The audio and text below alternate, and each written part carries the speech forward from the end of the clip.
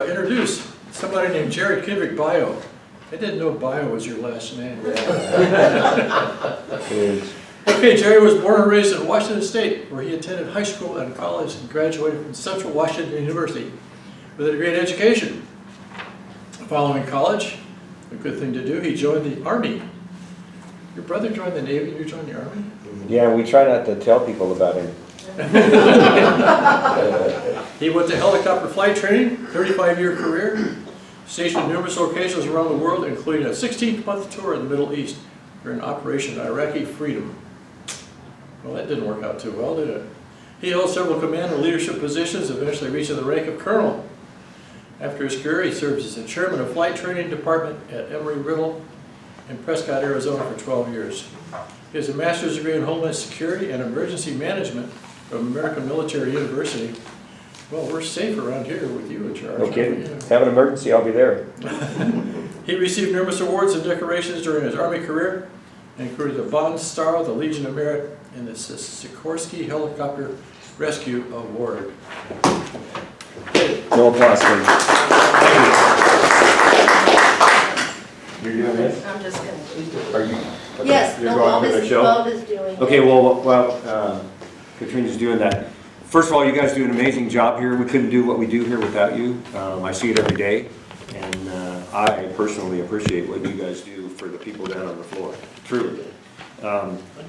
It's World War II, 1943, over in England.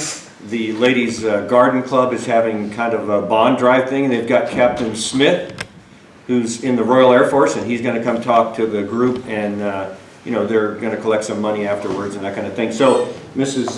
Von Smythe, she is president of the club, and she introduces Captain Smith, who's going to talk about one of the missions. So Captain Smith gets up there and he starts talking about the mission, and he said we took off and we flew, you know, there was a formation of 8 of us, and as soon as we went feet wet over the channel, the fuckers jumped us, and the fuckers were everywhere, and it was a big tangle, and the fuckers were, you know, shooting us down and all this stuff. And Mrs. Von Smythe, she says, hold on a second, for the ladies that might be offended by this, you know, what Captain Smith is talking about is a type of airplane when he says that word, fuckers. And Captain Smith says, yes, ma'am, that's true, but in this case, these fuckers was Messerschmitt. You guys hadn't heard that? No. No? Okay, I did. I spent a shitload of time in the Army, 35 years. I tell people I'm a slow learner. And the last thing I did was this combat tour in Iraq, and I say combat, they were still rocketing us occasionally. I was team chief for a combat advisor team. This slideshow is way too long, so we're gonna bang through some of these as we roll. But the team consisted of Army, Navy, and Air Force personnel, contractors, you know, those Blackwater guys that you hear about that go overseas and make 200 grand a year. Some of those were on my team, and then I had about 8 interpreters, and they were from Lebanon and Egypt and a couple from Iraq, that kind of thing, and couldn't have done the job without the interpreters, as you might imagine. This is just our patch. We made up a patch to go over there, and we had some goofy guy who was a New Orleans fan, so we had to have a fleur-de-lis. Okay, next slide. Baghdad's got a shitload of oil. You know, Iraq, it's everywhere. And that's what this is, and they have 112.5 billion barrels, the second most in the world. Okay, so that's why everybody's over there. If they didn't have that much oil, nobody'd be there. Next slide. And this is this is just how, I'm down here in Basra, you know, Baghdad's up here, and this is how it was kind of divided up by the military initially. You can see the Brits were here down in southern Iraq, and then we eventually took that over when the Brits went home. I was there, of course, when U.S. 1st Infantry Division was in charge of U.S. Division South. Okay? Next slide, please. Yeah, it's going to go quick, Bob. They had the largest military event in Basra was a thing called Charge of the Knights. It was a 6-day event, and you know what? The bad guys were over there were militia. You remember, they were kind of disorganized rabble, but they would get together, and so there was an attempt to kind of finally move the militias out and replace them with military Iraqis, and so the Brits and the Americans and the Iraqi displaced the Mahdi army, and they kind of just you know, melted into the desert like they do. And so that was the biggest event, and that happened before I got over there. Next slide, please. And then Basra. Basra is supposedly the home of Sinbad the Sailor. Basra is supposed to be the Garden of Eden, the biblical Garden of Eden. It used to look like this. It was a place that people from Europe went to. It was like a jewel in the Middle East, that kind of a place. They, kings and queens went over there. Next slide, please. And this is it in terrain. And you know that after World War I, the Brits mostly are the ones who put these lines in the ground. And they weren't traditional lines of where people were, the Kurds and the Shiites and the Sunnis and all that. The Brits didn't care much about that, and so they drew lines, and this is what it ended up like. Again, I'm down here. Here's the Gulf. And of course, the oil that the Iraqis have, it makes its way down here and it goes, and offshore right here, they have some filling ports where the tankers pull up. So it all happens offshore. So there's oil pipelines going out here into the water and then filling up the tankers. So you can imagine that's a hot spot.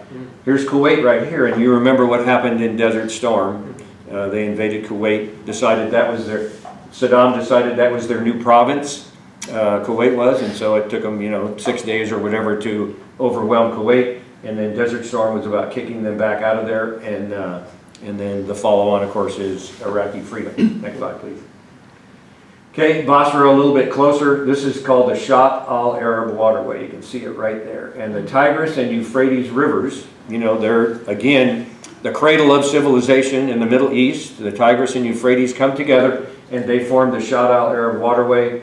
Basra sits on that waterway, and specifically the old fancy hotel that I was in with the Iraqis is right there on the water. Next slide, please.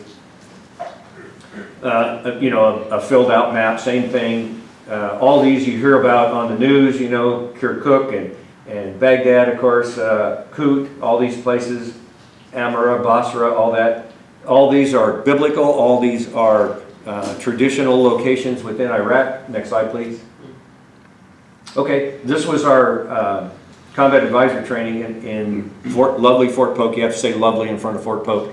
It's actually the armpit of the country. It's no fun whatsoever. But this is what we focused on while we were there. And it wasn't a flying gig. I'm an Army aviator, but this was not a flying gig. When you make 06, they can make you do anything they want you to do. So they said you got to go over there, and it's a ground assignment. So that's what this was. And lots of fun stuff in Fort Polk. Thank you. Next slide. Okay, this was our mission statement.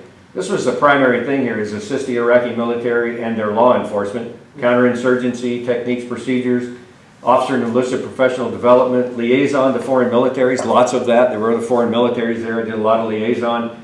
Also with the State Department, they're there, the Department of Defense. There were Shah's Affairs. There was an embassy in Baghdad, and there was a consulate down where I was in Basra. I spent a lot of time with them. And then this was my favorite, which was synchronized U.S. combat effects as necessary to defeat insurgents, which means I got to call in the good guys if I needed to. Next slide. Hit that and see if it'll play while they're doing this. We spent 2 months at Fort Polk doing this combat advisor training. They've been training combat advisors at Fort Polk since before Vietnam. A lot of those guys in Vietnam, of course, were in the jungle, living with the Montagnards, that kind of thing. Well, they trained at Fort Polk. They're still doing that. They're still producing teams to go do those things. There's teams in Afghanistan still. There's teams in Syria. It just depends on the conflict, and that's how they form the teams, how they put them together. And so it's called Tigerland, is where they do this stuff. There you go. The USB. It was all about our team training. We had to get combat lifesaver qualified. We had to learn Iraqi, Arabic language. We shot all kinds of fun weapons, 40 millimeter grenade launchers and 50 cal and all that stuff. We practiced a whole bunch of convoy operations, getting ambushed in convoys. We practiced on up-armored Humvees all around Fort Polk. And then we got to Iraq and we didn't have up-armored Humvees at all. We had MRAPs. Anybody know what an MRAP is? You remember early on in Desert Storm when we were getting our Humvees blown up, and the guys were people were sending metal over there so they could put metal armor on the sides and all that. Well, the up-armored the MRAP was Congress's step in to try to armor and protect our soldiers. Mine resistant, armor protected is what MRAP stands for. So we trained on the up-armored Humvees, and all we had when we got in country was MRAP. So we had to relearn everything about the operation of all that. This is sitting in Kuwait. When you go to Kuwait first, and I don't know if you can see it very well, but there are little names here. So everybody that's flying out somewhere, you can see Khalifa right there, Al-Assad, is sitting waiting till they get shuffled on a bus, and then they get shuffled over to an airplane, and off you go to wherever you're going to end up in the Middle East. So it was, 198 degrees there. Next slide. Okay, these are blast walls. They were everywhere. I had to spend the night there, so they give you a tent, and you crash with a bunch of other people, and then off you go the next day. But people love to decorate these blast walls. Next slide. Okay, more BASRA stuff. This is the BAOC, the BASRA Operations Command, but this is it in its glory day, way back in the 30s and 40s, when it was a hotel and a control tower, and the runway's right out here. Next slide. So here's an airplane sitting out in front of that was the tower again. This was the hotel. It was a very fancy place. Luxury hotel is what it was. It got refurbed in like the 60s. This is the 20s. Got refurbed in the 60s by the Brits. And then you'll see it here pretty soon the way I occupied it. This was just next to me. I took this picture so that when I go to the VA I can say, look, I was near one of those where they poisoned all of us. Next slide. Okay, so I'm taking this picture from the roof of the old hotel where I lived. Okay, this is a compound in the center of a larger compound. You see this wall out here? There would be tanks parked in the corner. There's one right there. That's an Iraqi tank facing out. This is Basra in the background. And so this interior section covered by blast walls and you can see all these sand-filled barriers here, sleeping tents, that kind of thing, mess hall. That's where the rest of my team stayed. I was the only one staying in the hotel at night with the Iraqis. And then there was an MP company in there also, and they were our force protection. Because my team was not necessarily a combat team. We all had to go through all that, but we needed MPs just in case they decided to, raid this compound. We were supposed to get our asses inside there and, hunker down. Next slide. Okay, so this is the Shatt Al Arab waterway right behind the hotel, and what's normally parked here, and it wasn't in this thing, was some Navy Swift boats, the version that they have now of Swift boats. They're very heavily armored, they're very heavily armed, and so we had 2 of those Navy boats, Navy guys there all the time, and they were to protect the back door here in case the militia guys decided to come in the back door. Next slide, please. Okay, this is the hotel in the distance. Recognize the old control tower, and it's a shadow of its former self. But this is from inside the U.S. compound, and that's the blue sauna, affectionately known as the blue sauna. We had a guy with a thermometer, and he put it in there one time. It went to 137 degrees, and it was too hot for the flies. They died. So you know you got a bad shitter when the flies are dying. Next slide. Okay, this is a little island. This is called Sinbad Island, and it was right behind the hotel. But you can see, this is Basra in the distance, and this is more of the Shatt Al Arab waterway. Next slide. Okay, this is a little example of what it used to be like. They had fancy gardens and fountains and that kind of thing. So again, lots has happened since the the hotel has been in its glory days. Next slide. Okay, that's just the front looking in. This used to be like, in the old days it had a big awning here, that kind of thing. My room was right there, so when you walked in the front door, the first left was me. Next slide. Okay, you can see there's pockmarks in here from rounds hitting the building that happened during one of the conflicts. Concertina wire laying around. It's not maintained anymore in any semblance of anything. Lots of antenna stuff on top, that kind of thing. Next slide. This is one of the rooms in there, sandbagged up. The Iraqi guys would hang out. You can see there's a hookah, a couple of hookahs right here. The Iraqi enlisted guys would hang out, and they'd also go up on the roof and do foul things. Next slide. It's true. It's all true. This is my office. I was the 06. I was the team chief, so I got a pretty cool office. I slept behind that door right there with my M4 and my 9mm, hanging on the bedpost, that kind of thing, because I was the only American in the hotel, and I was kind of exposed here. That's the window to outside right out in front. So anyway, that's my office. Next slide, please. Okay, these two guys are right outside my office. My office is right here, they're right out there, they're holding hands, and that happens a lot in Iraq. Guys hold hands, and it just is a way in their culture. But these two guys, you know, it was their turn, you know, guarding the corner here. The rest of the hotel goes both directions, and it was just trash. It's way better in the picture than it is in real life. But I always kept these guys fed, you know, bring them goodies from the mess hall and told them to watch my door. Next slide. Yeah. This is the ballroom.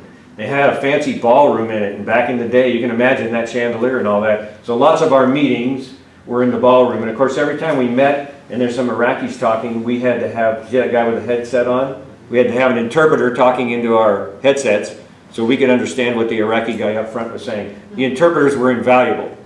You can't do anything without them. You know, you'd be a dead stop. Next slide. This is our little ops cell. There's an interpreter right there, a guy from Egypt, Air Force guy right here, Army Sergeant Major, another interpreter, that kind of thing, Army Lieutenant Colonel right here. So that's kind of the hovel that they gave us. We had, you know, during the day, the guys came into the hotel where I was, manned the operations, and then at night they all slept in that other compound. And you can see we had some misplaced Bronco fans and Husker fans. Next slide. Okay, this is looking down the hallway. My office would have been back here, coming in the main door, and then down the hallway, and some of these were offices. Some of the Iraqi guys slept in their office also on cots, that kind of thing. And then the 3-star, there was a 3-star there, and I lost my pointer. And anyway, I was the primary advisor for the Iraqi 3-star, the senior Army guy in Basra province. Next slide. Okay, so that's him, General Mohammed. This is a meeting, this was my assigned seat right here. This is a meeting that happened once a month. And all these guys would come in, and everybody was represented, the Navy, the Army, the Coast Guard, the police guys, everybody that had an official role was at this table, and it was a way to synchronize their capabilities in fending off the militias, that kind of thing. So as the primary advisor, I was there at the table. This guy back here in the corner, that's Mike. Mike's talking on the microphone. He's talking to me, and he's filling me in on what is going on in the meeting. And Mike was a great guy. I'll talk a little bit more about Mike. But Iraqis are big on flowers. They were everywhere. So at this first meeting, I'm sitting there, and Mike is interpreting, and the conversation comes up about the poo.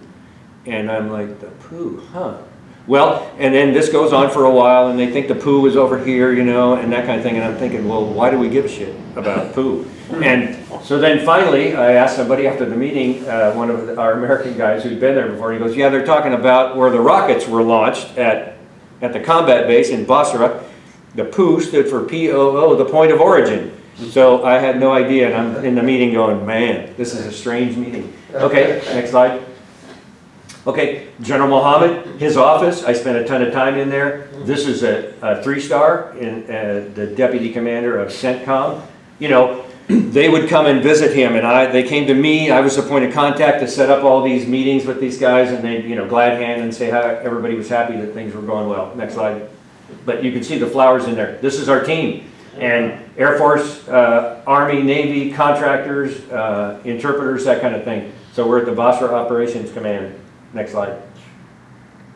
Okay, this was their ops cell, and this got set up by the Brits. And around this room was all of those guys you saw in that meeting. Their organizations were represented, so that if something was going on out in the Gulf, some water thing, well, the Iraqi Coast Guard guy was represented in there, and they would all kind of get together and decide how they were going to deal with it. This is General Aziz, the local brigade commander, 2-star. This guy's the deputy BASRA commander, 2-star. This guy came out of Baghdad right here. Sorry, this is dying on me. Anyway, so they would get together and do that, and, you know, have exercises like we did. Next slide. And we all advised them. I advised General Mohammed not to throw the horseshoe like that, but he didn't listen. It's funny because anybody that's been in the military knows what the supply system is like, right? So my supply officer comes in one time and says, we got a horseshoe set, you know, sent to us in the supply system. Well, nobody ordered that. You know, nobody ordered horseshoes. So I said, well, that's fine. We're going to play horseshoes. So this is right out in front of the BASRA. And we, you know, set up a horseshoe pit here, and we played our asses off, and the Iraqis loved it. They'd never seen anything like that. So I convinced General Mohammed to come out one time, and that's his form. Next slide. That's me. You see this this guy right here? Okay, he was my roommate for about a month.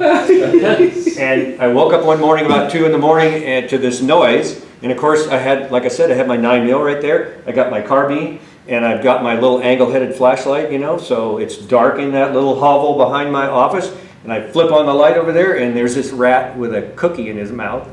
And so I'm like, you're not taking my cookies. So anyway, for the next month, he and I fought it out because he booked as soon as he did that. And you know, I was living in a place where there were lots of access for rats and things like that. And I tried to get spray stuff to fill it in, the foam and all that. So finally, 2 o'clock in the afternoon, I'm sitting in the outer office and I hear a click and I walk in and there he is. So I won. But you know, eventually my sleeping quarters back there looked like the Normandy beachhead. I had that much of defensive stuff laid out there. Next slide. So this is just to show you, what do they call those things in Arizona? The hay booth, right? So this is a hay boo coming, and you can see the time here, 10:28 on 412. Next slide. You can see how quickly, it's still 10:28, and you can see how quickly that moved in. And we would have stuff like that happen, and you know, you just find a place to hide when that stuff comes in. Next slide. Okay, this is what I told you about the perimeter. That's an Iraqi tank sitting out on the edge. It's actually a Soviet tank. That's my sergeant major right there. That's an Iraqi sergeant major, and so I just took that picture to show what it looked like around the outer perimeter. Next slide. Okay, this is an American vehicle. Only show you this because there's some of the defensive stuff on there. This thing right here is defensive. This thing right here out in front is called a Rhino. I'll talk about that a little bit more. This right here is, you know, armor protection. Protecting the from RPGs on the side or IEDs, that kind of thing. And so this is a convoy getting ready to head out. Not our convoy, but they were at the Bayok with us. Next slide. Go ahead, Bob. Okay, so this is a great example of what they would put on because, you know, if an RPG round is coming, it's going to hit this stuff, and the explosion will at least be dissipated by the time it hits anything. This is all armor protection here. It's armor protected underneath. And so, you got a gunner spot up there with an M240 and antennas for communication and also for identification. We had a thing called a boomerang. The boomerang would pick up rounds coming in, and it would tell the driver, actually the TC, we call them TC, the truck commander, where that's coming from approximately and how far out.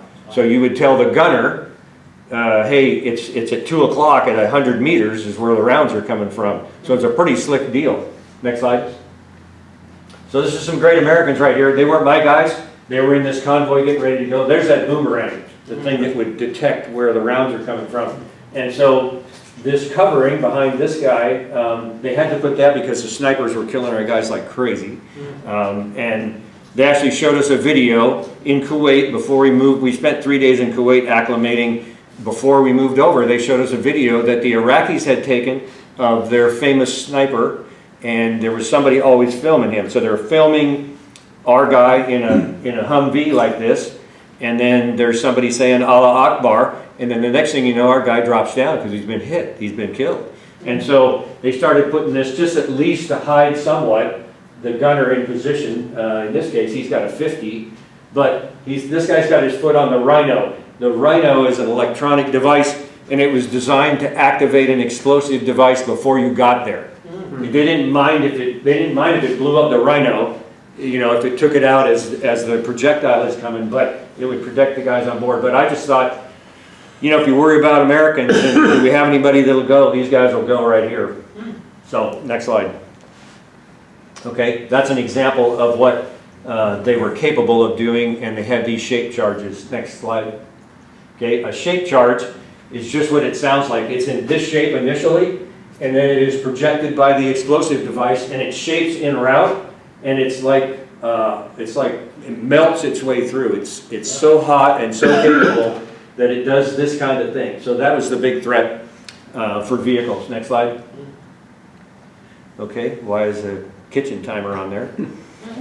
A kitchen timer, they would to fire rockets on the cheap. Go to the next slide. Yeah, you did. Nice job. Well, everybody recognizes a screw jack right out of their car. So to do it on the cheap, they would take a screw jack out of their car and they would put a piece of wood on it, you know, an L-shaped thing, and then they put a rocket in it. And then they would, you know, somebody'd sit there and crank it a little bit and estimate what it's going to take to get it inside one of our compounds. And then the timer was connected through an electrical wire to the back of the rocket. They could set it for 30 minutes and then they could go. And then when the timer, it just provided a little bit of electrical charge to that rocket, launch that rocket. And then of course the poo comes in to play at that point, the point of origin. That's where the rockets came from, you know, and typically they're in the back of some pickup or whatever.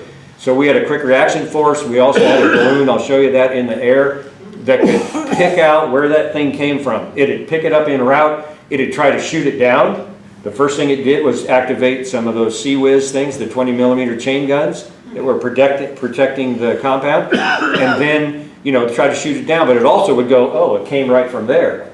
They weren't doing counter battery fire at the time, but they were doing quick reaction force. So the QRF would get out there and there's nobody there, of course. There's a pickup truck, but rockets are gone. They've been gone for a half hour. So it was a cat and mouse game. Next slide, please. Pretty basic though, pretty cheap. So I put this on here, air and ground movement, because you can see BASRA and the surrounding area from the air. Next slide. This is what BASRA looks like. And you know, it's just like it looks. It's gray and brown and dirty and nasty. Next slide. A little close up here. You know, they lived in compounds, like lots of wall stuff, and typically their animals would be in there with them, donkeys and, you know, skinny cattle and that kind of thing. So that's you know, some of BASRA neighborhood from the air. Next slide. I'm talking fast, I'm trying. This is the BASRA airport, and we were co-located. This is the combat base, BASRA. So COB, C-O-B, Combat Operating Base BASRA. We weren't there. We were over across town at that BAOC, the BASRA Operations Command in the old hotel. So if we wanted to go to the combat base, we had to do a convoy. So we had to get our MRAPs together and get our shit together, and you know, that's where we were exposed to being hit along the road by an IED or whatever. So anyway, this is where all the good stuff was. This is where we went to get our mail. And they had a giant mess hall that had everything you wanted. And so we always wanted to go to the giant mess hall because we had a mess hall like this, you know, and food was in a tray. But so Cobb BASRA was huge. That's where the State Department was set up. All that. The British were in there, and this was also the international airport. So they were co-located right there. And next slide. Okay, this is an MRAP. Mine resistant, armor protected. You can see how thick this stuff is, right? You can see all this thickness. This right here is what they call a combat lock. That combat lock is because underneath this little flap right here, there was an open close your door thing. It was electric door. Well, you don't want the bad guys walking up flipping the open the door thing. So when you got in, you put that combat lock down and it negated this electric opener. This right here, is called a Blue Force Tracker.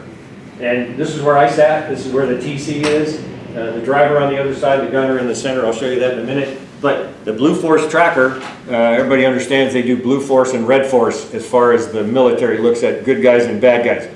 We're the Blue Force. So you could, once you got that up and logged in and all that, it indicated where you were and where every other American vehicle was for a 30-mile radius. So if you got in trouble, you'd know that somebody's right over there and you could get a hold of them. So the Blue Force Tracker was very handy to know, well, we got some help if we need it. And they also, you know, the people that coordinated at the operations level could go, hey, there's a force that could help you get out of your trouble. So anyway, that's an MRAP. Next slide. Okay, this is an Iraqi hand-me-down Humvee, and they didn't really clean theirs up like we did. So this, you can see, this one's taking a bunch of rounds, and you know, it's like they drove used cars over there, our used cars. Next slide. Okay, this is a side picture of our MRAP. All that stuff up there, we realized this right here is some, you know, PVC pipe. We realized that they could set wires up and they could knock some of this shit off of here, which, you know, wasn't good for us. So this was a modification that they did while I was there. This young lady right here is about to lower that Rhino. This is the stowed position, and then when you were going on the road, you would lower that down. So lots of armor protection. Next slide. How much do those things cost? No idea. You don't want to know. They were making them, I think, in Oshkosh, Wisconsin, I think, but it didn't matter to us. More the better. They were great protection. Actually, we got hit.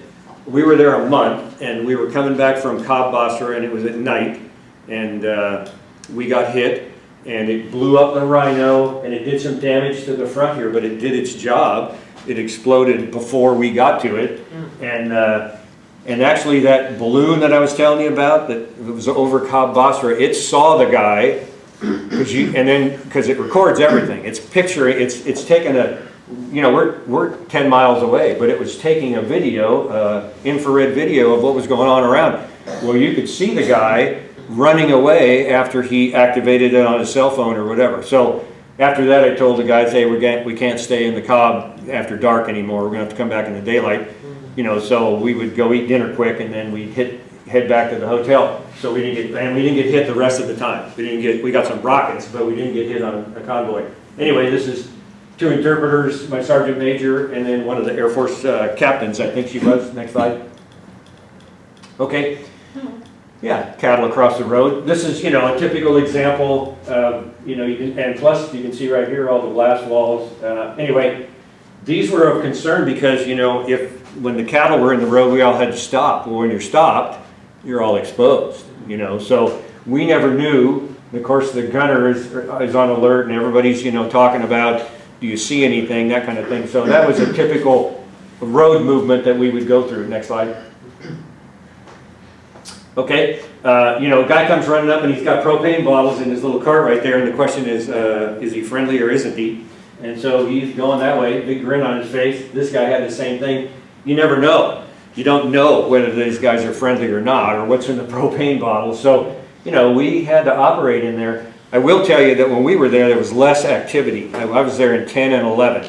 I was there for 16 months. I was there until we left, till goofy President Obama said we're leaving in December and told everybody, telegraphed that. But so there was less of that going on. But early on, when things like this would happen, the U.S. guys wouldn't let them get close. They would just open up on them, you know, with warning shots and that kind of thing. And then if they didn't stop, they'd shoot them. They'd shoot a car, because if a car came up behind the convoy, you know, and the guy's not stopping, you don't want to wait until they run into the last vehicle and destroy the last vehicle. So I had guys with me on my team that had deployed early, some that had never been there, like myself. And so the guys that deployed early, they're all like on the radio going, hey, we got to take those guys out. And I go, no, we can't do that now. You know, we got to wait. If we're attacked, that was the status of forces agreement at the time. The rules of engagement were we had to be attacked first, which is very goofy. Next slide. This is the gunner. That's his legs. You can see the radio stack here, and you know, this is a great vehicle. It really was a great vehicle, but this guy had 360 traverse, you know, that kind of thing. Again, the TC spot, the driver spot over here, a very capable vehicle, air conditioned, all that stuff. So from the early days when the Army did not cover itself with glory on how it moved soldiers around the battlefield, they had come a long way. Next slide. Okay, this guy's a Rolling Stones fan. Next slide. This is a typical house in route, you know, and they're all trashed, and you know they're like rich Alabama boys, you know, with 2 refrigerators in the yard. I lived in Alabama,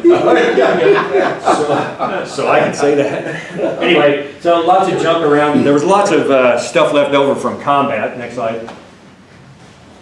You see this? I'll call it water. It ain't.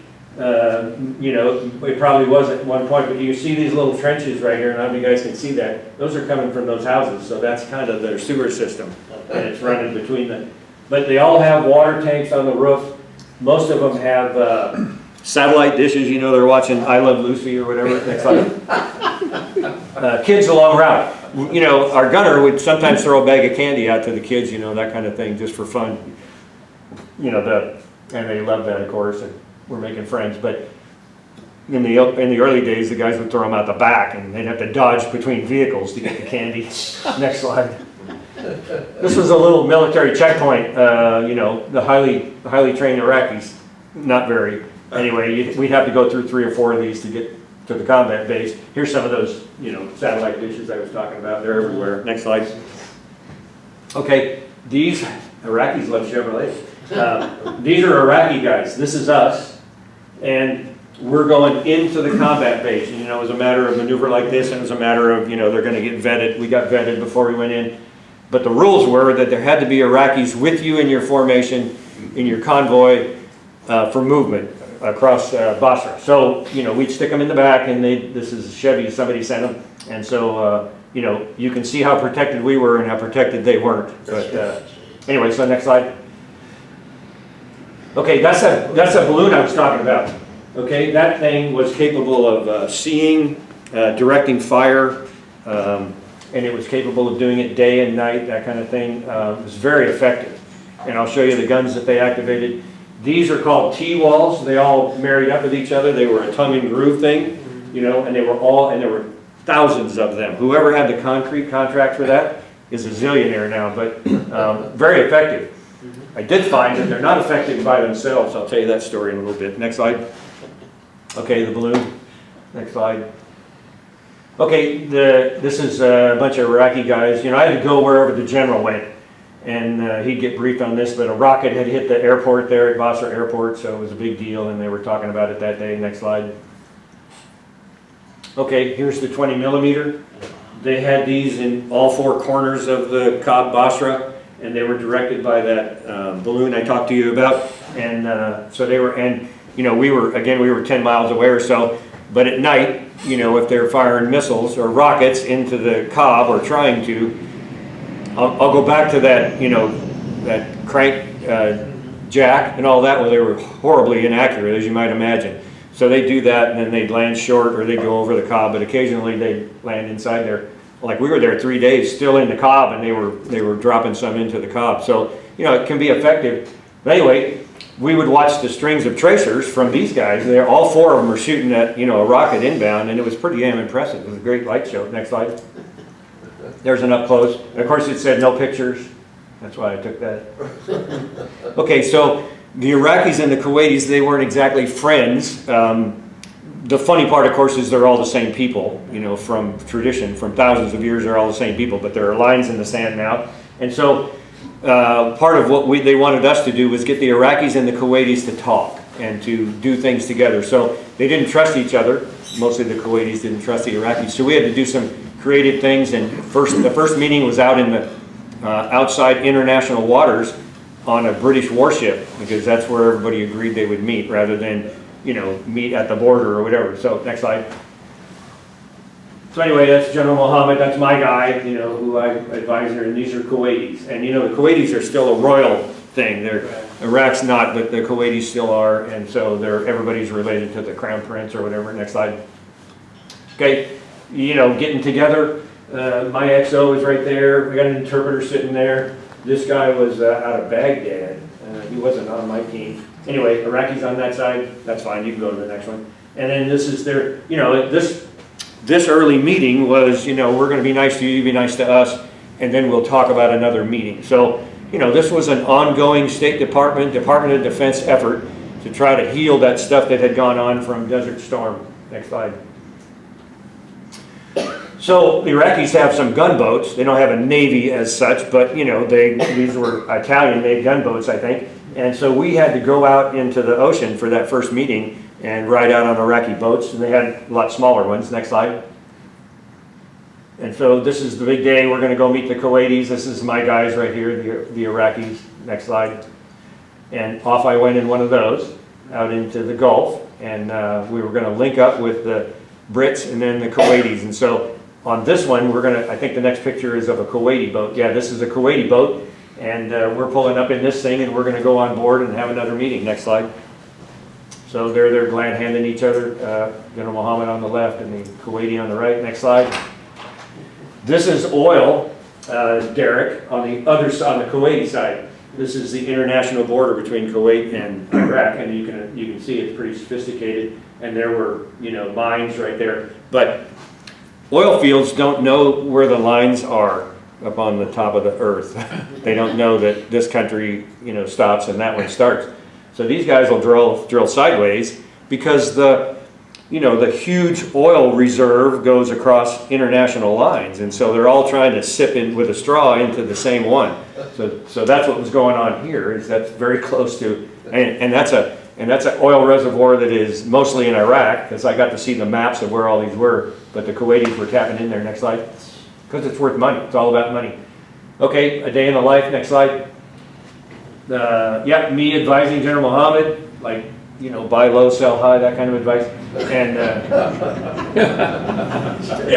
the biggest thing that I had to do with him, first of all, he ate great food, so I ate every time he ate, but was the link between the American forces and his forces. And we still had active SF guys in BASRA going downtown to a house and taking out bad guy. And it was very sensitive at that time about taking out bad guy, because you know, there had been some incidents, and so the rule was there had to be an Iraqi guy with them. Had to be, and we had some really amazing equipment to tell where that guy was. You know, we'd drive our vehicles through town, and guys are listening, and they can hear cell phones, and you know, we could identify cell phones when they were turned off. We have stuff that'll do that. So it doesn't have to be the guys on there. It doesn't have to be in the on position. We can still locate that thing. So the SF guys would come to me and go, hey, we got to go take out this guy because he, whatever, fill in the blank. And I would have this written description of what he had done. And I'd have to go to General Mohammed and say, we need your permission to go take this guy out, because he was the senior military guy in the province. And he would take heat. He would take heat from the local, you know, politicians. How come you're letting the Americans take out, you know, somebody? And so I'd have to convince him. So we had this sheet, and it had a dotted line at the bottom. We called that the cut line, because I would tell him all this stuff that the guy had done, and this is the reason we're going to get him. The last section was the real stuff, the stuff that would kind of give a hint as to how we got this information. And, you know, we didn't necessarily want him to know all that. So sometimes if General Mohammed is hesitating, I would creep below the cut line a little bit and go, well, you know, this guy killed a bunch of Iraqi military guys, or whatever it was. And so then I would get the thumbs up, and everybody would sign, and then I'd get a hold of the SF guys. A lot of them were Navy guys, Navy SEAL types. And I'd get a hold of them and then tell them, yeah, you can go get this guy. The deal about having a Kuwaiti or an Iraqi with them was that the Iraqi had to be in the door first, had to go in the door. If they're going to kick the door in, or however they're going to get in. And so I asked one of these Navy guys one time, I said, well, what's that like? And he goes, well, we let them get in about that far. And then we push them out of the way and take care of the rest of it. So anyway, that was a very, you know, those were times when I felt like I was really earning my dough. And this particular tour for me, the 16 months, was my most productive. You know, I was in Europe and all different places, but this one I was making a difference. Next slide. His office, again, they're big on flowers. Flowers everywhere. There's all plastic flowers, but that's a big deal in Iraq. And this guy's a State Department official, and so this is a, you know, this would happen once or twice a month. Somebody would show up. Next slide. That guy's the U.S. ambassador, was Ambassador Jeffries to Iraq at the time, and his assistant, the lady over there on the left. Next slide. So that's there. You know, this is all about supporting the Iraqis and the Iraqi military and the Iraqi government, and encouraging them to be doing the right things to have a productive country. Next slide. Okay, they're in my office. They're about to leave. You can see they got to wear these too, like everybody else. And so yeah, that was a big day when Ambassador Jeffrey showed up. Next slide. Ballroom again. Lots of meetings about different things and all kinds of activities. There were social activities, medical activities in there. Next slide. Next slide. Okay, there's an orphanage. The orphans would come in, and you know, there'd be collections done, and they'd perform, that kind of thing. Next slide. I had these on audio, but I don't anymore. Next slide. Next slide. Okay. The 1st Infantry Division was who I was working for when I first got there. First ID is a storied infantry division in the Army. It was the first.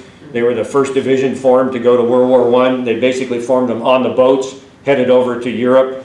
The Army had no divisions at the time, none. And so, you know, they cobbled all this together, and they trained. And then when they got to France, they trained some more. So the first ID is famous for that, and they still are in effect, and it's a storied division in the U.S. Army history.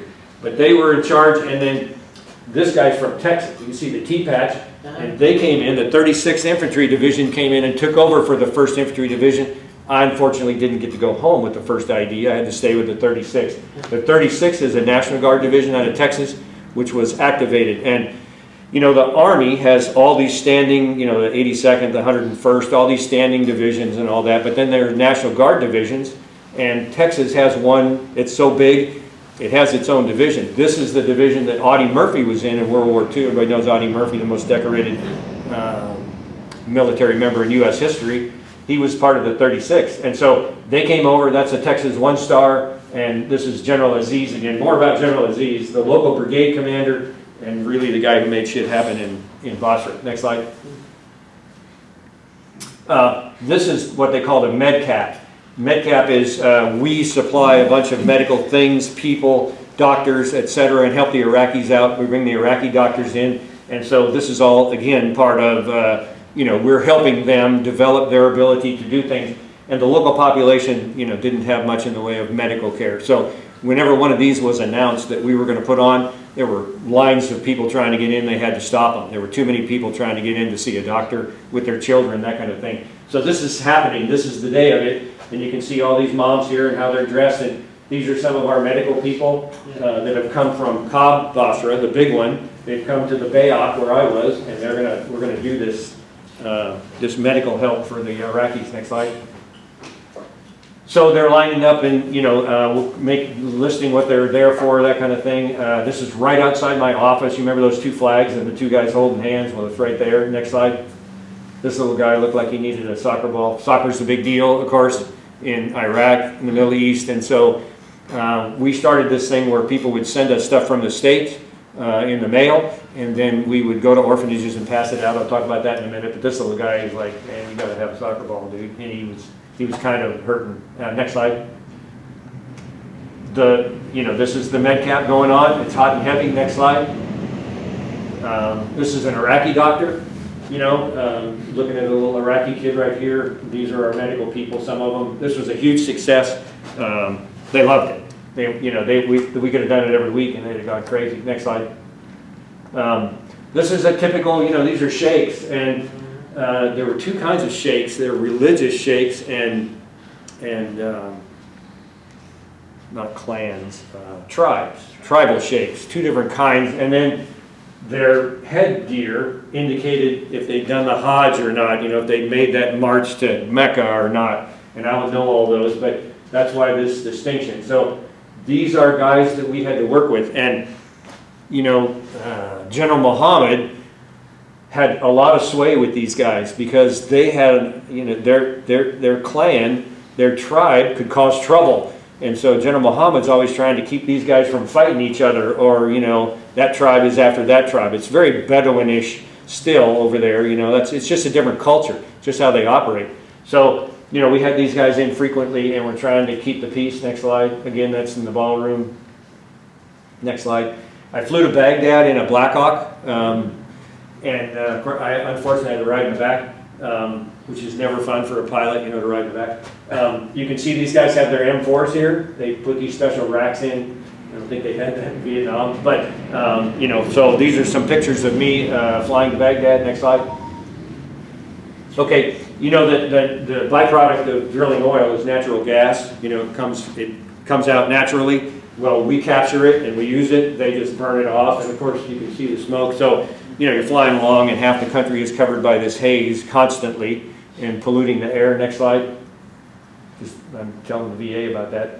So this is Baghdad, and you know, Baghdad is at the confluence of the Tigris and Euphrates go right through there. You know, so you know, it was the Fertile Crescent. It was, you know, a glorious place back in history. And so next slide. Some of this is, you know, where Saddam Hussein, remember he had 7 palaces, remember all that, and they never knew where he was and all that. So a lot of those are still wrecked here. But you can see all the water. And so some of the places he would stay, like that one, you know, surrounded by this pretty luxurious stuff. Next slide. I'm talking fast. Anybody have to go anywhere? You guys all good? We're good. Okay. Anyway, you can see this one was destroyed, you know, and they still haven't done anything about it, but that was one of the places where he'd hang out. Next slide. You know, Baghdad, lots of people, 4 million, I think it was, and been there forever. If anybody's interested in history, read about the Mongols, when the Mongols went into Baghdad in about 1226 or 1227 or whatever, if that has any interest to you, because, you know, the Mongols, they were badasses, and they still have the largest landmass empire of anybody, bigger than the Romans, bigger than the Brits, all that. That's how badass they were, and they were telling the Muslims in Baghdad that they needed to pay tribute, and they said, we're not paying tribute, and so the Muslims went in and leveled Baghdad. They think they killed 1 to 2 million people when they did that, and they said they almost eliminated Islam as a religion. It was that much of a lay waste to Baghdad. In fact, the Iraqis still hate the people in Mongolia. Next slide. Got a little history note there for you. So the Tigris River going through looks fine. You know, been there lots of years. Next slide. Okay, this is part of the U.S. compound from the air. These are the living quarters, and you know they were ATCO units, if you will. You know, you lived in a little box. But you can see the blast walls in between each of them. You know, because if the rocket hits here, it takes those people out, but it doesn't bother these people, hopefully. And so that's how all that was. So this is, you know, you heard about the green zone and all that. Well, there are people that were in the green zone, were living in some of these places, and it was all interconnected. They had a giant PX there, which was like, man, giant PX, how great is that? And so, next slide. Okay, one of the palaces that was destroyed. Next slide. Okay, it was getting to be evening, and you know, you look around and there's some beautiful sights there, you know, and so I took this one. I think the next one's a sunset picture. I was at my BOQ, I think. Oh, wow. Yeah, so, you know, they have sun in Baghdad too. Next slide. A little bit of the haze I talked about. You can see all this and the burn off, and you know, just hung in the air all the time. Next slide. Okay, so the other thing we did was we helped the military help the civilian population. And so in this thing, this was a day to go out and pass out little space heaters along the border. They're very interested in keeping the people along the border, you know, on their side, because, you know, they can report Iranians coming across. There was a lot of smuggling going across, weapons and that kind of thing. And so we flew out to the border one day in Soviet aircraft. So that was a trip.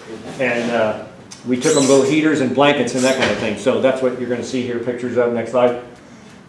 Yeah, Soviet Mi-17s. And of course, when I was in junior Birdman, you know, over in Germany, we were always studying these guys as a threat, you know, of course, and we always talked shit about how bad they were and analog this and pieces of crap, and then I end up in one. So it's like, take it all back. So that's an Iraqi door gunner. Next slide. So you can see our helicopters in the background. We landed. And then some trucks met us there, and this is the stuff we're doing the handout for. You know, it's a big crowd. They announce it ahead of time, you know, and they show up. Next slide. You can see how varied this mission was, you know, what the things that we did as part of the Advise Assist mission. General Mohammed, next slide. Of course, the media came out. General Mohammed, General Aziz, and the local sheikh, you know, that kind of thing. You can see that security is still an issue. Next slide. Okay. All the ladies, of course, wear the traditional outfits that they do. The kids don't. Young girls that aren't married can still dress, you know, in colorful outfits. Next slide. You'll see a picture here in a minute of how they look. And for some reason, all the guys had to go over there, and all the ladies had to go over there. I don't know what that was about, but you know, so these guys all stood around and helped with the offloading stuff. Next slide. Okay, some of the Iraqi dudes. Next slide. Kids with mom. Next slide. Okay, so this is some of the stuff we handed out. Blankets. That's a, you know, kerosene space heater. You can see that she's got her full face exposed. Next slide. You can see here, this is about the way they could do it. A full face exposure, or just eyes, or from the nose up. That's it. That's all they could do. That's the extent of how they let them dress over there. Next slide. Okay, more of the offloading stuff. Next slide. This is an Air Force sergeant that was he was my bodyguard. He didn't know that, but that's what I told him. You're my bodyguard. If shit happens, you got me. And he was a great guy. I called him Shooter. That was his nickname. And you know, because I was always occupied, and I was always right in the middle of stuff with General Mohammed and the other senior leaders, and I didn't have time to look around and see if somebody's, you know, looking my way with bad intent or coming at me. So I told him that was his job. Next slide. Great guy. So this was right next to where we were doing all this, and this is a schoolhouse, and this building is a traditional Iraqi design. And back when in their Bedouin days, the big deal in the Middle East about visitors or people going through the desert is if they show up there, you got to treat them right. You know, you bring them in, you feed them, you give them water, you know, that kind of thing. And they had these little guest house kind of things that they would put them in and feed them. Next slide. This one was made into a school. And so that's me hanging out in the school and these little Iraqi kids going, why is that American here? Okay, next slide, that's fine. This was a delivery of water. This town, the water system broke down. Again, that's General Mohammed. Next slide. And so all these water trucks from the Iraqi military showed up, and this is a big resupply of the town. So we assisted all those efforts to make things better. And you know, our presence there, our U.S. presence in uniform and that kind of thing, was a positive connectivity that they could see that it wasn't any more of the Americans are killing all of us. We're actually trying to help. Next slide. You know, military exercise, everybody gets that. That Army, I tell people the Army is like a football team that practices all week and never gets to play, except occasionally. So, you know, we trained them how to do military exercises, tabletop type. Next slide. So this was back in that op cell. You can see they're doing map stuff. This is a night exercise they're about to do. You can see all the vehicles and people and all that, and their leaders, their captain types, are going to sit around here. And this is a big deal. This was like attended by hundreds of people that are going to watch this night maneuver, and it's going to be boats and land stuff. Next slide. And so this is a discussion about what's going on that night. There's going to be somebody talking about it to the people that are watching. Next slide. You can see these guys are all lined up, and this is how elaborate they get. They set up this tentage right here, and we're all sitting, you know, watching this thing. And next slide. You'll see a couple of pictures. That's what it's like. I mean, this was a big, politicians were there, you know, because Iraqi capabilities to fight off militias, you know, wasn't always very great. And so, you know, they had to have the ability to do it on water, on land. They had an air force. And so all that assistance was happening across the board. We had one role, and there were other teams assisting other roles in Iraq. Next slide. Okay, a little conversation about who's on first, what's on second. So, you know, this is some Swift boats. They did an artillery prep on the other side. They actually have some of those Mi-17s that fired rockets from them. And so they did some of that, and then they're going to assault this island. Next slide. This is some SF guys. They're doing some drilling. And then in this case, this day, the U.S. picked them up with Blackhawks, and we picked them up and inserted them. So sometimes we operated with them that closely. Next slide.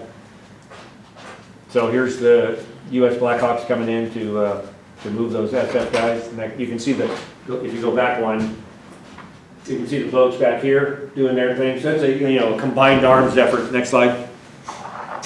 More Blackhawk action. Next slide. Okay. The other thing we did was there were orphanages. You know, of course, there were a lot of orphans created by combat that had been going on a long time in Iraq. And so General Mohammed got a lot of goodwill in BASRA province by attending these orphanages and bringing stuff, and they didn't have a lot. So we started sending back to the States. I even did it to the university. I got mobilized out of Embry-Riddle Aeronautical University. I was still in the Guard at the time, and so they mobbed me. And so anyway, I sent back and said, hey, if anybody wants to send stuff over, you know, here's the things that would go well, soccer balls and that kind of thing. And so that stuff started to pour in from several different sources. And so about every 3 months, we had enough stuff compiled. They'd tell General Mohammed, hey, we can go make another visit to an orphanage. Next slide. So this is what it was like. You know, all these kids were all dressed up, and they were all singing, and they were all, you know, very glad to have us there, and that kind of thing. And General Mohammed was getting a lot of positive stuff out of it, which was what our job was. Our job was to have them trust the military. You remember Saddam used to wear a uniform and be all that, and the military was all, you know, not to be trusted. Well, we're trying to make it so they could be. Next slide. Yep, the kids. Great kids, actually. Okay, this is a little shameless advertising. You know, this is who I worked for over here, and then, you know, I said, hey, send me one of our banners. So I said to the kids, hey, hold that up and I'll send it back. Because, you know, there were people that worked there that were sending stuff in the mail, and they were spending their own money and all that. So I sent that back and said, yep, you guys are getting some future pilots right there. Next slide.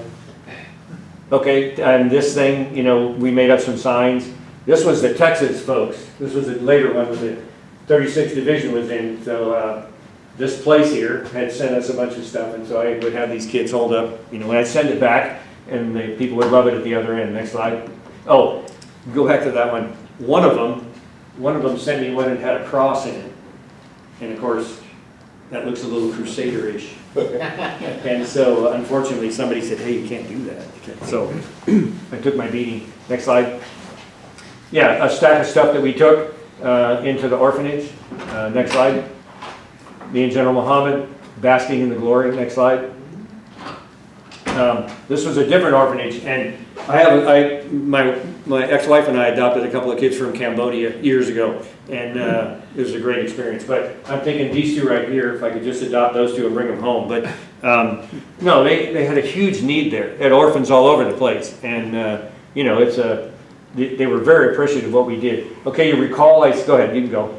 You recall I said they had you can, next slide, the traditional building where they would greet guests and feed them and all that. That's what this was. And so they made one of these in Basra, and then one day we got to go try it out. Next slide.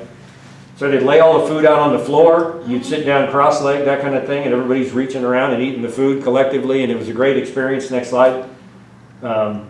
You can see here, that was a State Department guy, General Aziz back over there, the 2-star brigade commander, but you know, they ate fine. You know, this was good chow.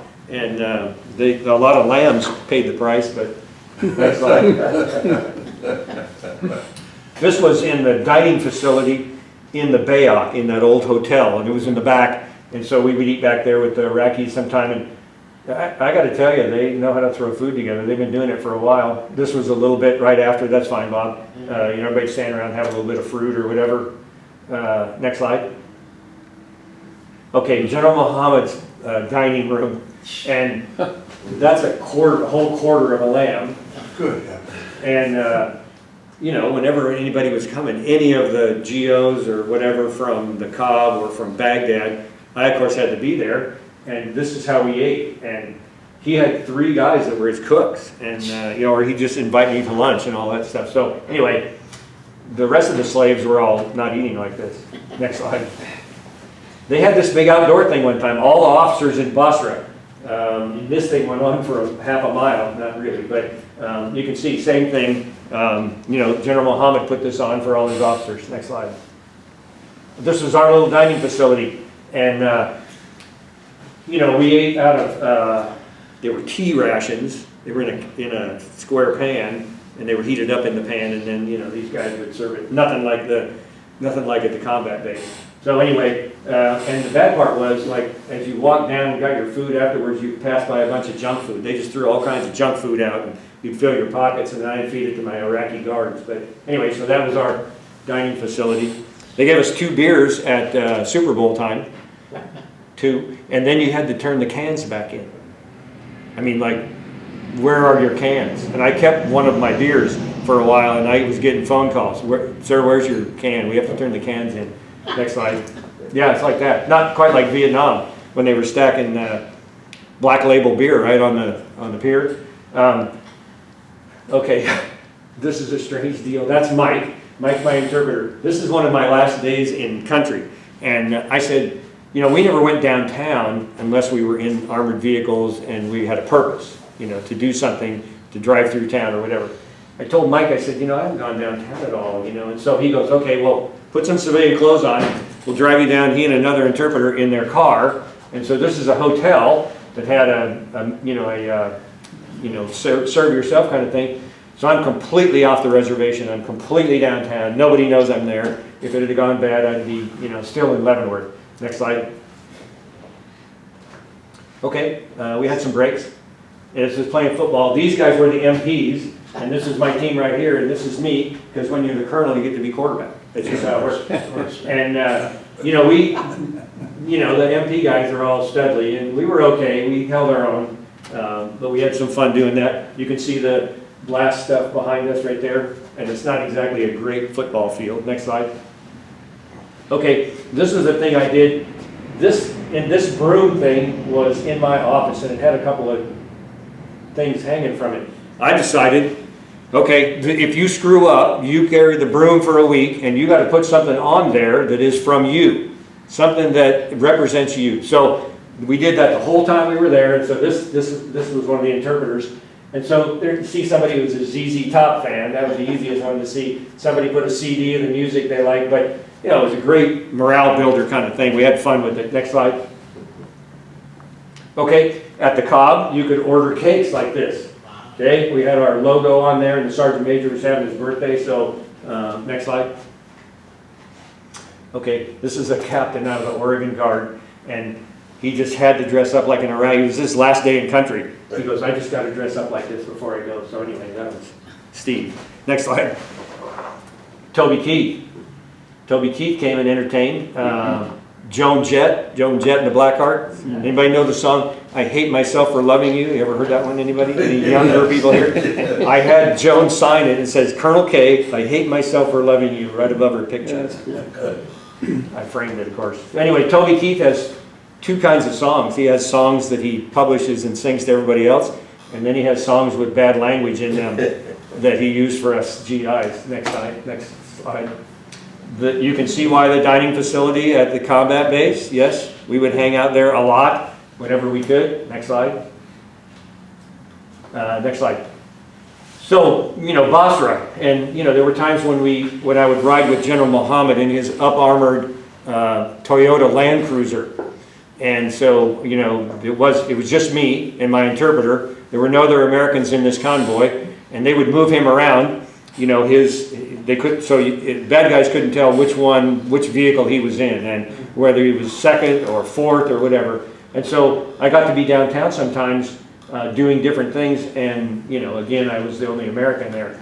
So anyway, this is a street scene, and you can see the dress, you know, guys and girls. Next slide. Okay, and you can see the donkey in traffic here.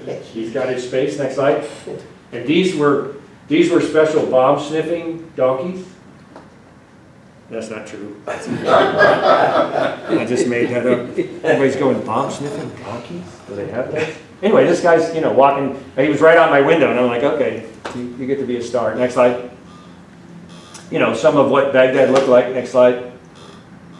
Same thing, you know, remember those scenes from Baghdad when they were pushing stuff over and all that, and, you know, when the war was over? Well, they had some of that in Basra. Next slide. Okay, a typical street corner, you know, we're turning the corner. Here's our Iraqi guy that's with us in the convoy.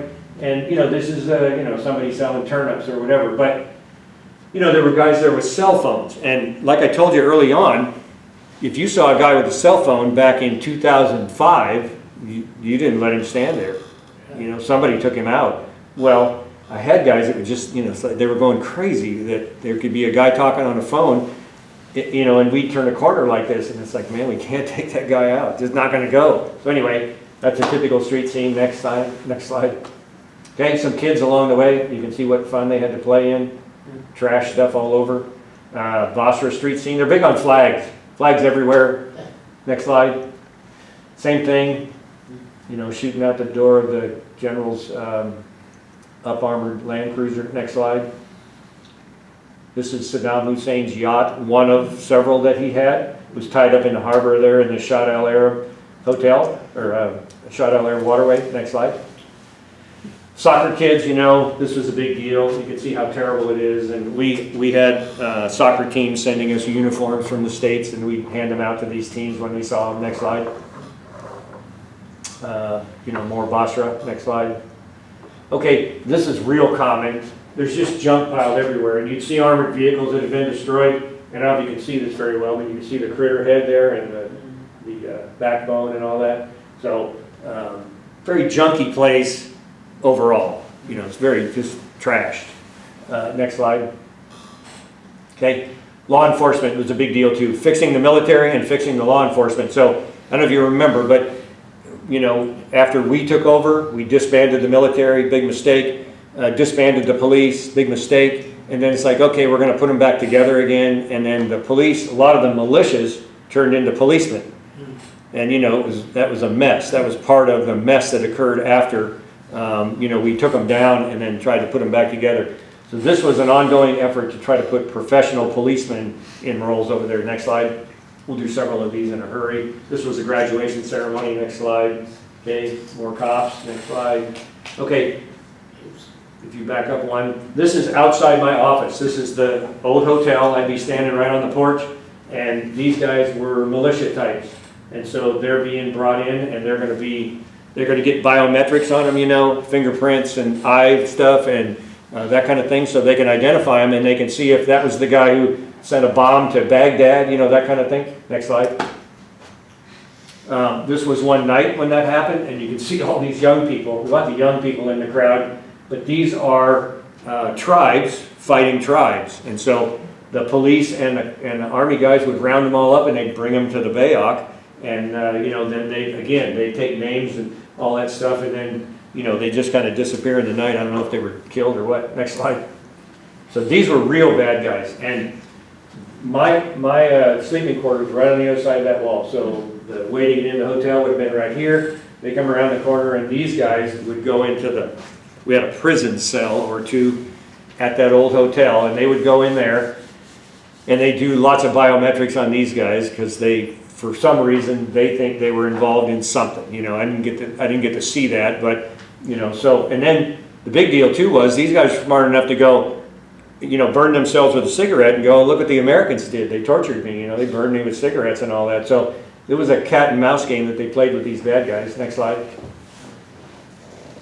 Okay, this was an 18-wheeler that showed up out in the yard, you know, the bigger compound. You can see back here the glass walls, the bigger compounds out, and this 18-wheeler shows up out in the yard with a bunch of dead vehicles. Next slide. So in the back, they got this huge drum. Well, this drum was full of oil, and they were smuggling oil across the border because it's, you know, worth some money. So they had a bunch of turnips or whatever, you know, stacked up behind there, and it got intercepted at the border. You know, on inspection, and then they brought it to our compound. Next slide. Next slide. Okay, General Aziz and I can't remember his name, I wish I did, but he was the deputy, and this guy was the brigade commander. So I get a call one night from the division operations cell, and they said, look, we've got some CIA people downtown. The CIA has some people downtown, and they have a customer, meaning somebody that they picked up that they want to interrogate or whatever they're going to do with them, make them disappear. And they've been in a car accident, and they don't want the Iraqi police to show up. They can't see what's inside our vehicle. They can't see this guy. And so they called me up, and they said, the division did, because at the time, you know, the division didn't tell the CIA what to do. But, you know, the CIA called the division and said, have you got a QRF or whatever? You know, we can't let the police come and take this. And the guy said, and the CIA said, or we're going to have to go kinetic, meaning we're going to have to shoot our way out of here. So they called me up and go, can you do anything? So General Aziz was almost constantly around BASRA in his up-armored Humvee with a convoy of about 6 or 8, and I had his cell phone, he had mine. I called him up and I said, hey, this is bad. And he goes, well, where are they? So I got my interpreter, and nobody in that op cell could know I was doing this. So my interpreter and I go in the op cell, and we're looking on the BASRA map going, it's right here at this intersection. So we got all this information, called General Aziz back. He makes it with his army guys, makes it there to the CIA ahead of the cops, and takes them back out, you know, takes them out and escorts them and then get them back into Cab Basra. And so the next day I got a CIA guy in my office with a CIA coin going, you saved a lot. You saved a lot. International incident, a big mess the night before. So again, this was, you know, yeah, anyway, this was, you know, I had an impact when I was over there. This is some of that, what do they call that stuff? The trick, the Christmas time Chex Mix that my wife sent. These guys were killers on Chex Mix. You could convince them to do anything. Oh, and you know, Iraqis don't drink, you know, Muslims don't drink. So I told these two guys, I said, look, I'm going home for Christmas break. What do you want me to bring you? And they start trying to describe something to me. And General Z spoke great English, but he didn't know the word flask, so he's talking about this thing, and and I'm like, you mean a flask? Yeah. So I got them both flasks, and I had their names engraved on them when I came back home to Prescott, and then I took them back and I put Captain Morgan in both of them and filled them up, and that was their Christmas present. Next slide. So I get a call one night, not a call, a knock on my door. It's like 11 o'clock at night. I'm asleep in the back of my place, and there's two guys at my door, and there's no interpreter because I'm, by myself, and they're trying to tell me stuff, and I'm trying to understand stuff, and I got my robe on, and they get out the words Iraqi spy plane. I'm interested. I'm interested in an Iraqi spy plane. So I have to go get my interpreter up. And so put my uniform on, and we go into the ballroom, and this thing is leaning up against the wall. I'm like, holy shit. So, I don't know what it is for sure. I know it's a drone, but I don't know whose and all that stuff. So I took this data plate off. Next slide. You can see I took the data plate off, and it didn't say, made by Raytheon, none of that shit. It had a couple of numbers on there in English. I'm thinking, but that's kind of an international thing. I mean, it's not necessarily that it came from, the U.S. And so I'm trying to figure that out. I took these pictures. Next slide. That's the camera up front. The glass had been broken. Next slide. A close-up. That's what it had right there. Just data numbers. So I sent this to Division. Next slide. I sent it to Division, and about an hour later I get this back, and they go, yeah, that belongs to the Navy, and they'd like to have it back.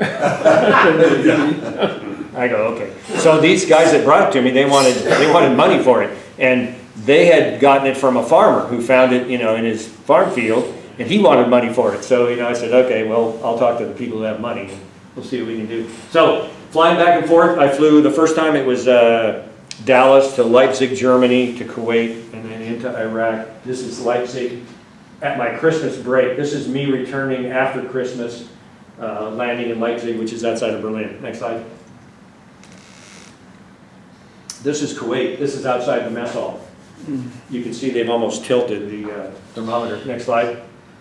Okay, this was in Shannon, Ireland. One of my transits back and forth was through Shannon, Ireland.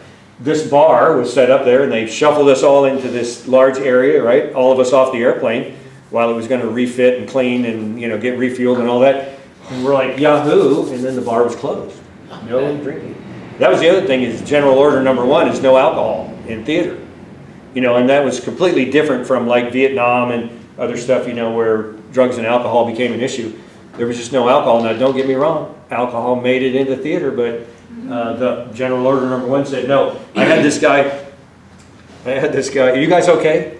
No. Huh? Yeah, it's great stuff. You guys okay? Great. Okay. So while I was in the U.S., I hadn't been to Iraq yet. One of the guys that worked for me in the Alaska Guard said, he sent me an email and said, he goes, what I don't want you to do is go down and buy one of those plastic apple juice containers, and drink the apple juice, and then fill it up with booze, and then squeeze the air out, and then tape the lid on really tight and send it to me.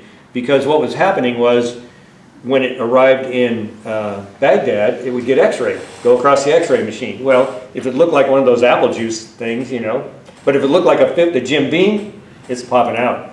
So, of course, that's how that stuff got into theater. And I actually had a major that worked for me that's had that happen. Somebody sent him a couple of fifths of booze, and they popped it out.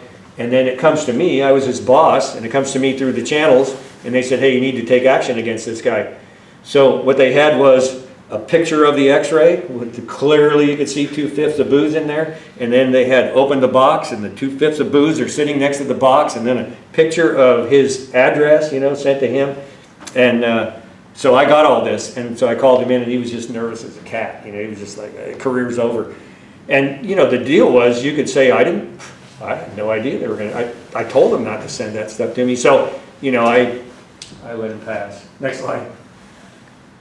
Okay, this is landing back in Dallas, and they, we were on civilian chartered airplanes coming out of Kuwait, And so, you know, it was a regular airliner, but it was, you know, U.S. government airline. And so anyway, they bring these fire trucks out and shoot them over our airplane as we taxied in. Next slide. Okay, this was, I was at Embry-Riddle when I got mobilized. So this is my chief flight instructor, this is one of the professors, and that's me, and we're in our twin. This is them taking me to the airport to start this big odyssey. So anyway, that's a cool picture. Next slide. Okay, operation. It turned into Operation New Dawn. From Iraqi freedom, it became New Dawn for the last few months. This is the 36th ID, the Texas boys taking over. Next slide. In fact, General Austin, who's now this is great. Just come and take it. Anybody know about that slogan?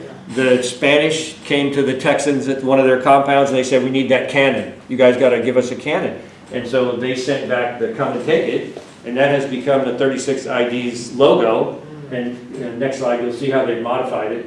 See here, they are with the come and take it. Next slide. Great guys. It was great to work with them.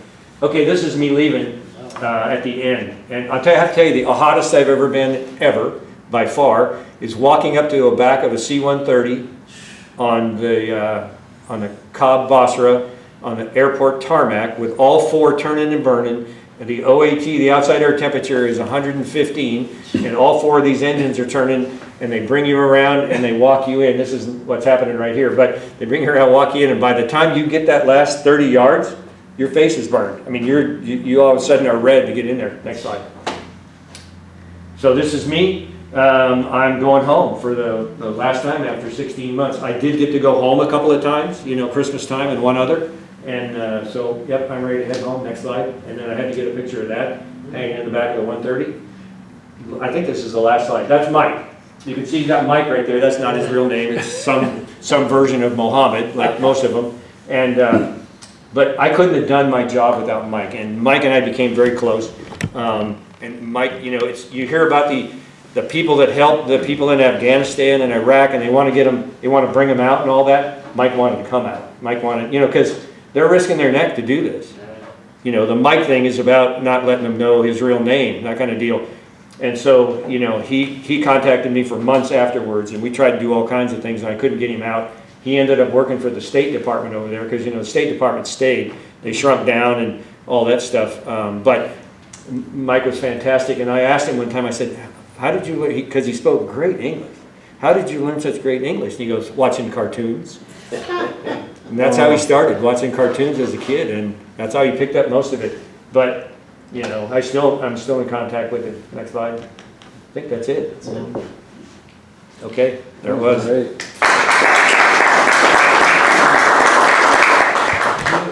Thank you. Any questions? Spies. How did you, what was the spy effect?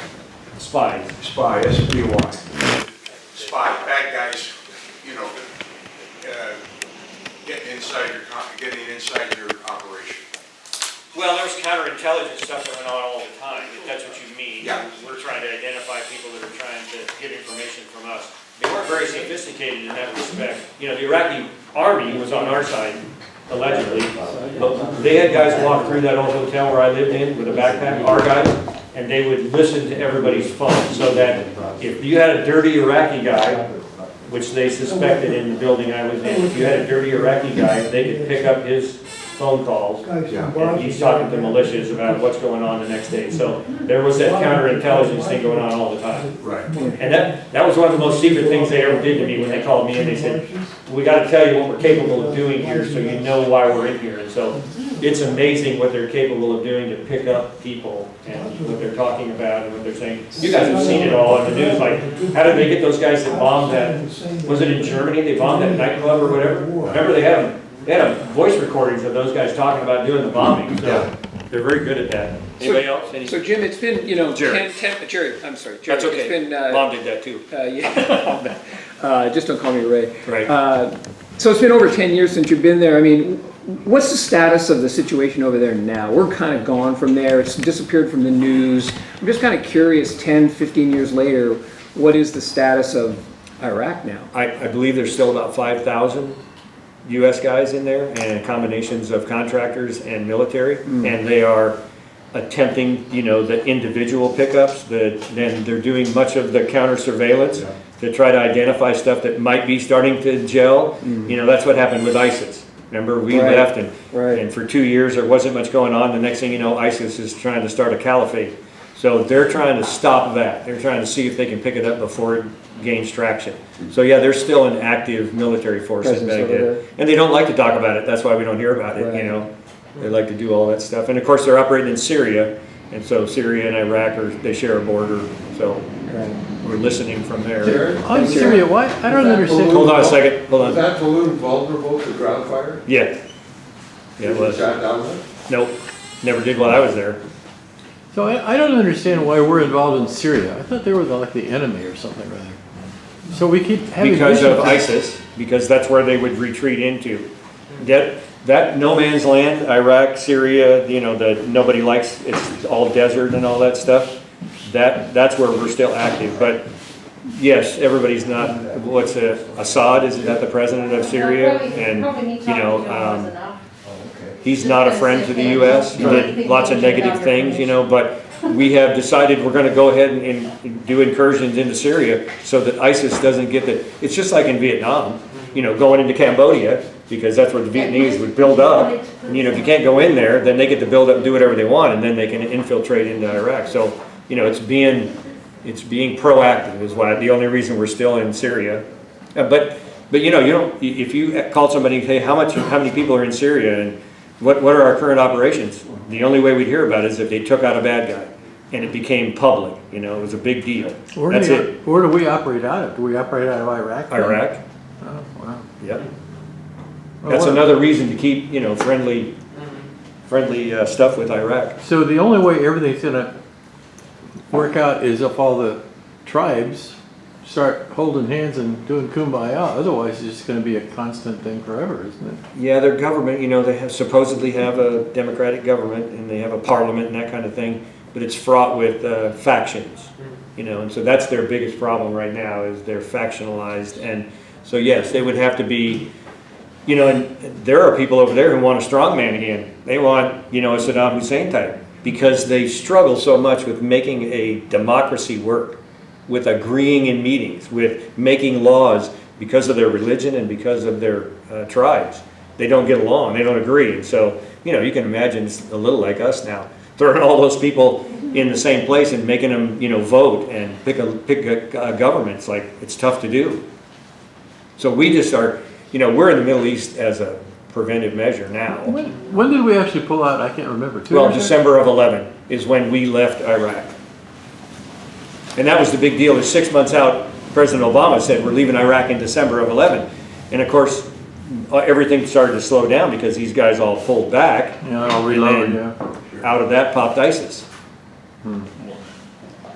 Those guys have been hating each other for thousands of years. Indeed. And you think they're all gonna hold hands and Nope. not a million, not No. another million years. We just don't want it to spill over, you know, and get into something bigger. You know, that's the deal. Because you're not going to make them get together, but Great stuff, Jerry. Don't run Thanks. away, Chuck. Great stuff. Great stuff. Thanks a lot. I'm gonna You're turn welcome. this Don't off. run away. okay.